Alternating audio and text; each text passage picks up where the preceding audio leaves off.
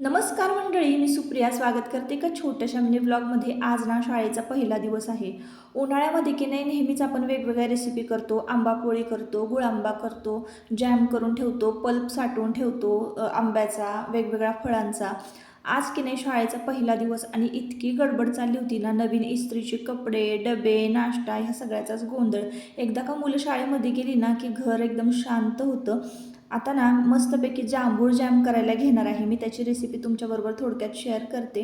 मला ना एके ठिकाणी घाण्याला जायचं होतं. घाण्या बाळंगड्याचा कार्यक्रम झाला आणि घरी आले की लगेच मी इथं ना बघा जांभूळ जॅम करायला घेतलेला आहे.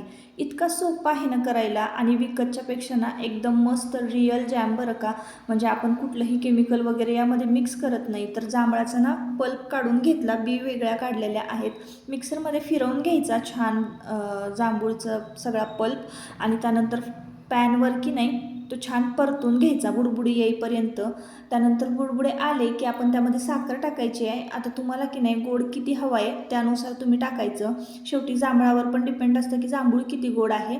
तर मी इथं थोडीशी साखर घातली होती. थोडासा आटत आला, कलर बदलला की थोडासा लिंबू पिळायचा आणि तुम्ही बघत असाल की छान बुडबुडे येऊ द्यायचे. बुडबुडे आल्यानंतर ना थंड करायला ठेवायचा, असा घट्टसर होतो आणि रिअल जॅम तयार झालेला आहे बघा. तुम्ही सुद्धा नक्की करून बघा, रेसिपी खूप सोपी आहे.